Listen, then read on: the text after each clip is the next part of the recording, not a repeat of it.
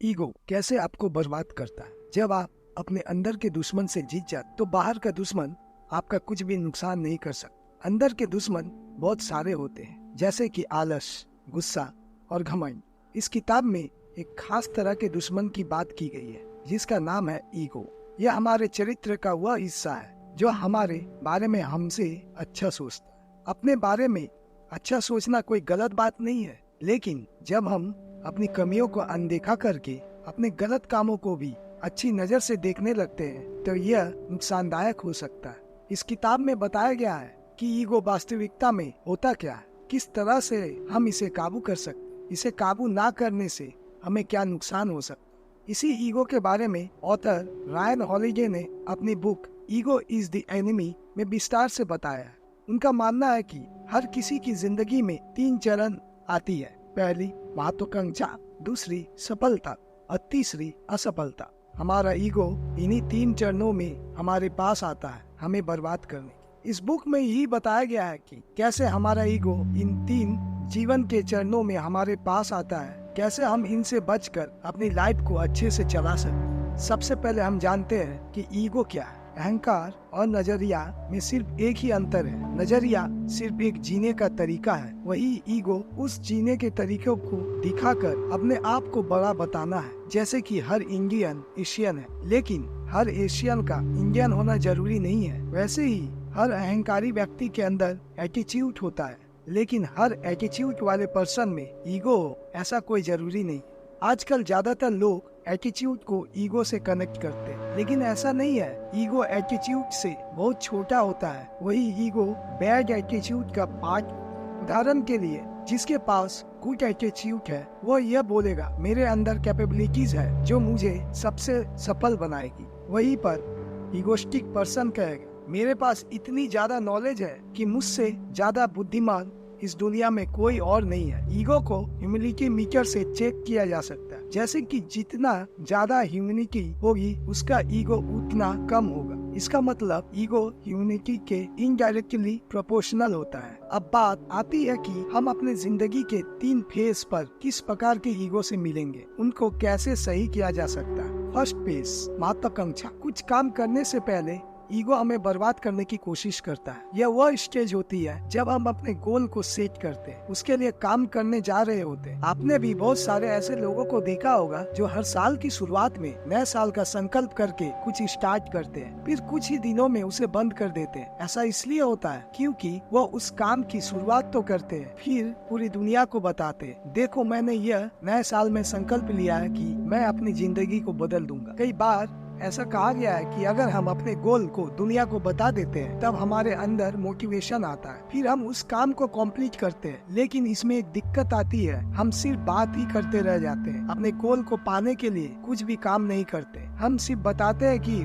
वह एक दिन ऐसा करेंगे, इतने पैसे कमाएंगे, वो गाड़ी खरीदेंगे, ऐसी ही बहुत सारी बातें करते रहते हैं, लेकिन वो चीज करना भूल जाते हैं जो कि एक एक्शन है। बड़ी बड़ी बातें करना किसको अच्छा नहीं लगता, लेकिन वहीं पर जब एक्शन लेने का समय आता है तब वो लोग वहाँ से गायब हो जाते हैं। दुनिया को अपने गोल्स बताने में कोई दिक्कत नहीं, लेकिन आपको तभी मोटिवेशन मिलेगा जब आप लोगों के प्रति अकाउंटेबल होंगे। अगर आपको गोल सेट करने के बाद ही तारीफ मिलने लगे तब उसे पूरा करने की जरूरत क्या है। वहीं पर जब लोग आपसे पूछते हैं कि क्या तुम कर पाओगे, तो आपके अंदर उसको साबित करने का एक मोटिवेशन आता है, आप उस काम को कंप्लीट करते हैं। पहले आप अपने गोल को उनको बताएं जो आपका मजाक उड़ा सकते, ताकि उनको एक और मौका मिल जाए आपका मजाक उड़ाने की। मैं आपका बुरा नहीं चाहता, लेकिन अगर आपको मोटिवेशन चाहिए तो ये सबसे अच्छा तरीका होता है। फिर जब आप इसे उन्हें बता देते हैं तो इसको अपने दिमाग में जरूर बैठा कि आप उस गोल तक नहीं पहुंच पाए तो वह लोग आपका बहुत मजाक उड़ाएंगे। फिर उस गोल के लिए काम करिए। अब आपके अंदर एक फियर ऑफ रिजेक्शन और असफलता का डर भी है, तब आप दोगुनी तेजी से काम करेंगे और आप अपने गोल तक पहुंचने के लिए हर संभव प्रयास करेंगे। सेकेंड फेज सफलता। इस फेज में आए हुए ईगो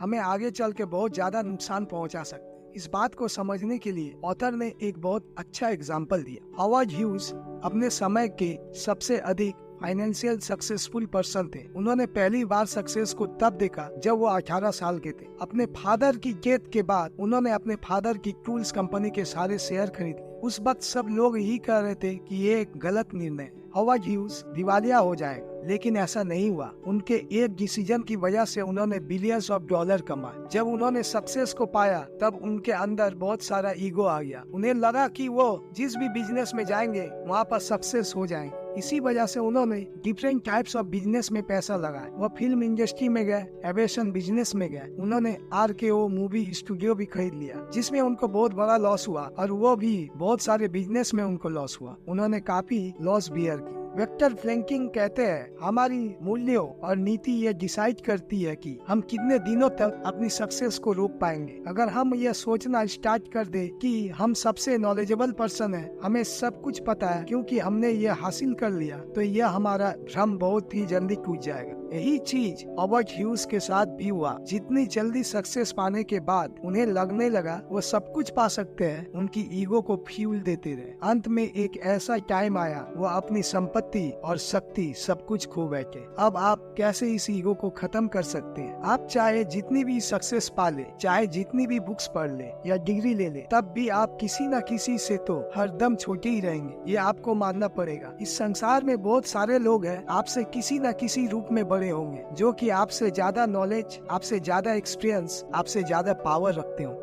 अगर गिनती की जाए तो ऐसे बहुत सारे लोग होंगे। इसका मतलब है कि आप चाहे जितनी भी कोशिश कर लो, आप किसी न किसी से छोटे तो रहो। अब आप क्या करें? आप अपने अंदर इस ह्यूमिलिटी को जगाएं कि मुझसे भी बड़े लोग हैं जो कि मुझसे ज्यादा जानते हैं। जब आप ऐसा सोचने लगेंगे तब आपके अंदर एक सीखने की चाह रहेगी, जिसकी वजह से आपके अंदर ईगो की आग पर पानी फिर जाएगा। ऐसा ऑथर इसलिए बोलते हैं क्योंकि जब आपको यह लगता है कि आप सच में महान नहीं है, तब आपके ऊपर सक्सेस का भूत सवार नहीं होता। आप धीरे धीरे ग्रो करते हैं। थर्ड फेज, असफलता। आप सोच रहे होंगे असफल होने में कैसा ही, क्योंकि असफल होने पर तो हम हार जाते हैं, हमारा सारा ईगो खत्म हो जाता है। हाँ, आपने बिल्कुल सही समझा। लेकिन ऐसे काफी लोग होते हैं जो एक बार फेल होने के बाद बार बार फेल होते रहते हैं। वह एक ही गलती को बार बार दोहराते रहते हैं, जिसके परिणाम स्वरूप फेल होते रहते हैं। क्या आपने कभी ऐसा सोचा कि वह ऐसा क्यों करते हैं? क्योंकि उनके ईगो ने उनकी आंखें बंद कर रखी होती है। उनका ईगो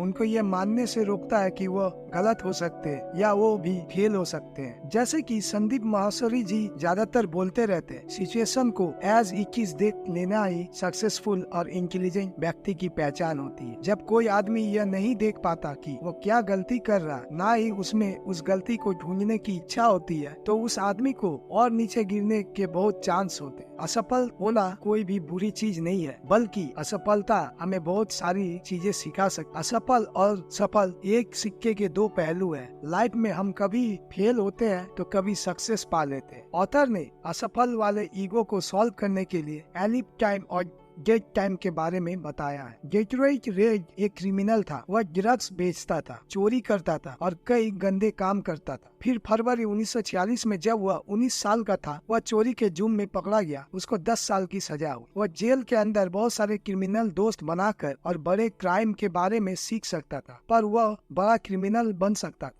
लेकिन उसने बिल्कुल ही अलग काम किया। उसने जेल के अंदर ही रीडिंग स्टार्ट कर दी। वह हिस्ट्री, साइकोलॉजी, रिलीजन और फिलोसफी के बारे में पढ़ने लगा। कुछ सालों बाद ये लड़का आगे चलकर मैल्कॉम एक्स के नाम से फेमस हुआ, जो कि अमेरिकन मिनिस्टर थे, जिन्होंने सिविल राइट्स मूवमेंट के दौरान अहम भूमिका निभाई थी। गेटरेट ने जेल के टाइम को अलाइव टाइम बना दिया था। फिर वह मैल्कॉम एक्स बन गए। अलाइव टाइम का मतलब है आप अपने हर एक सेकेंड को या तो कुछ सीखने में या फिर किसी अच्छी जगह पर यूज करें। वही डेट टाइम तब होता है जब आप वेट करते हैं कि आपका अच्छा टाइम आएगा, फिर आप एक्शन लो। हम जब भी फेल हो तो उसके बाद सारा समय अलाइव टाइम बना देना चाहिए, जिससे हम अगली बार ऐसी गलती ना करें, फिर सक्सेस के लिए आगे बढ़े। ईगो को हराने का फॉर्मूला। ईगो को हराने का फॉर्मूला बहुत ही सिंपल है, जो हमें इस बुक में मिला है। वह है प्लस और माइनस और इक्वल। जब भी आपकी लाइफ में एस्पायर स्टेज हो तो